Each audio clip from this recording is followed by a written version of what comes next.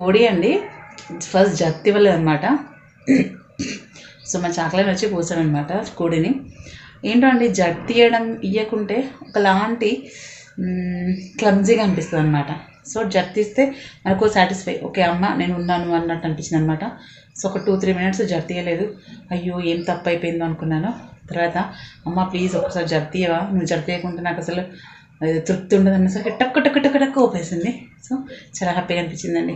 So పిలిస్తే పలికే అమ్మవారు మా దుర్గమ్మ, ఈ సమ్మక్క సారలమ్మ.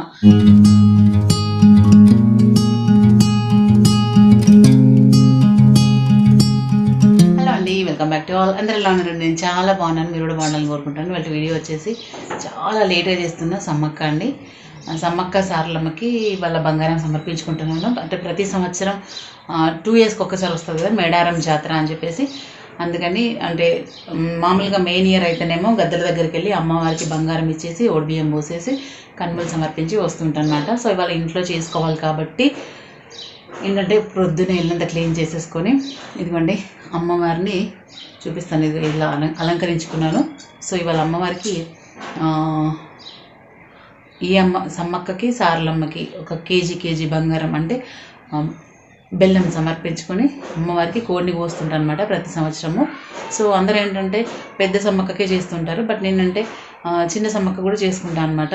సో మనం చేసుకునేది సంవత్సరానికి ఒక్కసారి వనదేవతలను కొలుచుకోవడం, 2 ఇయర్స్కి ఒక్కసారి. బట్ ఇంట్లో కూడా చేసుకోవచ్చు, ఇయర్లీ చేసుకోవచ్చు, 2 ఇయర్లీ చేసుకోవచ్చు. ఎవరి థాట్స్ ఎలా ఉంటే అలా అనమాట. సో భక్తిలో ఏంటంటే ఇలా చేస్తే తప్పు అలా చేస్తే తప్పు అని ఏం లేదండి. అంటే కొంచెం కొంతమంది 1 ఇయర్కే చేసుకుంటారు, 2 ఇయర్స్కి చేసుకుంటారు, 2 ఇయర్స్కి చేసుకుంటారు. బట్ నేనంటే అత్తమ్మని అడిగాను అనమాట పొద్దున్నే. సో మరి ఒడిబియ్యం పోయాలా వద్దా అంటే అత్తమ్మ ఏమన్నారంటే గద్దెల మీదకి వెళ్ళదంటే ఒడిబియ్యం పోసుకోవాలి, లేకపోతే లేదు అని చెప్పారు.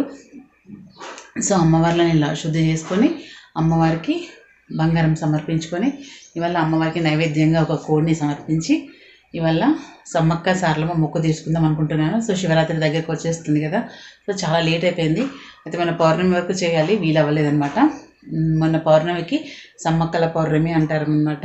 ఈ వనదేవతలను కొలుచుకోవడం అంటే చాలా కాలంగా వస్తుంది, బట్ మధ్యలో చాలామందికి తెలియదు. ఈ మధ్యలో చాలా ఫేమస్ అయిపోయింది అనమాట. సో ఈ అమ్మల్ని కొలుచుకుంటే మనకి ఏ కోరిక అనుకుంటే ఆ కోరిక నెరవేరుతుందండి. సో ఏదైనా మనం నమ్మిన దాన్ని బట్టే ఉంటుందండి. సో నమ్మకాన్ని బట్టే ఏదైనా అండి, నమ్మితే ఓకే, నమ్మకున్నా ఓకే.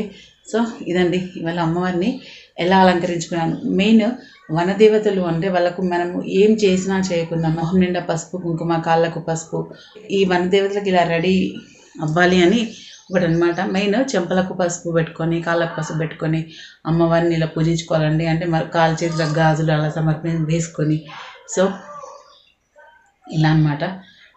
ఇప్పుడు ఏంటంటే నేను అమ్మవారిని ఎలా అలంకరించుకున్నానో చూపిస్తాను, చూడండి. సో ఇదిగోండి వెనకాల పసుపుతో ఇలా అద్దేసి దానిపైన పసుపుతో 3 నామాలు పెట్టుకొని కుంకుమ పెట్టుకున్నాను. ఇదిగోండి అమ్మవార్ల ఫోటో అనమాట. ఇది కుంకుమ బరడి. సో ఈ కుంకుమ బరిలో పాత కుంకుమ తీసేసి కొత్త కుంకుమ నింపుకున్నాను. అమ్మవారికి గద్దెలాగా ఇలా చెక్కపీట సమర్పించుకున్నాను. సో ఇలా ఇటు ఒక 5 రూపీస్ అటు ఒక 5 రూపీస్ అలా పెట్టుకున్నాను అనమాట. సో అమ్మవారికి దీపము ఏంటంటే నాకు కనిపించాలని చెప్పేసి ఇలా ఒక గ్లాస్ పైన పెట్టాను అనమాట. సో ఇది అమ్మవారి అలంకరణ అనమాట.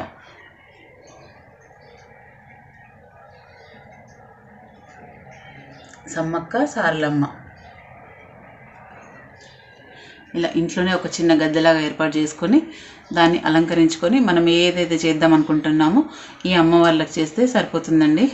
సో ఏది పట్టుకున్న కొంగు బంగారంగా అమ్మవారు మనకు ఆశీర్వాదం ఇస్తారనేది ఆనవాయితీ అన్నమాట. సో ఇదిగోండి అమ్మవారి అలంకరణ అయిపోయింది. వెదురు బొంగు ఉంటుంది చూసారా, మన బ్యాంబో ట్రీ, అమ్మవారు బ్యాంబో ట్రీ కింద వెలిసారు అనేది ఒకటి విన్నాము అనమాట. సో దాని ప్రకారంగా మనకు దగ్గరలో ఉంది కాబట్టి, అందుబాటులో ఉంది కాబట్టి ఇలా పెట్టుకున్నాను అనమాట.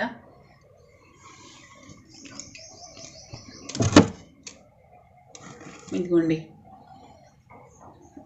వెదురు బొంగు చెట్టు అనమాట ఇది. సో ఇది ఎల్లమ్మ అనమాట. ఎల్లమ్మ శివరాత్రి ముందు చేసుకోవాలి, ఇక చేసుకుంటాం అది కూడా ఒకరోజు. ఇదిగోండి ఇలా సమ్మక్క సారలమ్మని ఇలా అలంకరించుకున్నాను. అమ్మవారికి చెరికిలో బంగారం అన్నమాట. బంగారం అంటే బెల్లం. సో ఇలా నైవేద్యంగా అమ్మవారికి బంగారం సమర్పించుకున్నాను. సో సమ్మక్కకి సారలమ్మకి చెరొక్క కొబ్బరికాయ కొట్టేసి మనం చేద్దాం అనుకున్న పద్ధతి ఏంటంటే కోడిని కోస్తా అనుకున్నాను కదా. సో అది కోడిని కోస్తే అయిపోయినట్టే అండి. ఇదిగోండి.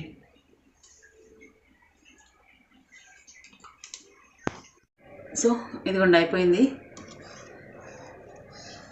అమ్మవారికి పోక ఖర్జూర పండు, తాంబూలం, బెల్లం సమర్పించుకున్న. దీంట్లో బెల్లం పుట్నాలు నైవేద్యంగా పెట్టుకున్న. సో ఇప్పుడు సమ్మక్కకి సారలమ్మకి 2 కొబ్బరికాయలు కొట్టేస్తే తర్వాత మనం వేరే పనులు చేసుకోవచ్చు. సో అయిపోయింది కొబ్బరికాయ కొట్టడం కూడా.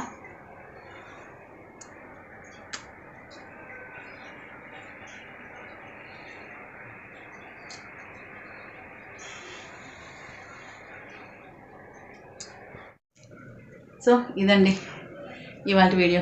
ఎలా అనిపించిందండి? చూసి like, share, comment and subscribe my channel, bell icon press చేయండి ఫర్దర్ నోటిఫికేషన్స్ కోసం. సో ఇవాళ నేను చాలా లేట్గా సెలబ్రేట్ చేసుకున్నా సమ్మక్క సారలమ్మ పూజ అన్నమాట. సో 2025లో నేను చేసుకున్న సమ్మక్క సారలమ్మ మొక్క అన్నమాట. సో నెక్స్ట్ ఇయర్ అమ్మ చల్లగా ఆశీర్వదించితే మేడారం వెళ్ళి అమ్మవారికి బంగారం సమర్పించుకొని ఓడిబియ్యం సమర్పించుకొని వద్దాము అనుకుంటున్నాను. సో ఎలా అనిపించిందండి వీడియో? చూసి like, share, comment and subscribe my channel, bell icon press చేయండి ఫర్దర్ నోటిఫికేషన్స్ కోసం. థ్యాంక్స్ అండి. Thanks for watching. నా కోడి అండి ఫస్ట్ జత్తి ఇవ్వలేదు అనమాట. సో మా చాక్లెట్ వచ్చి కూర్చోను అనమాట కోడిని.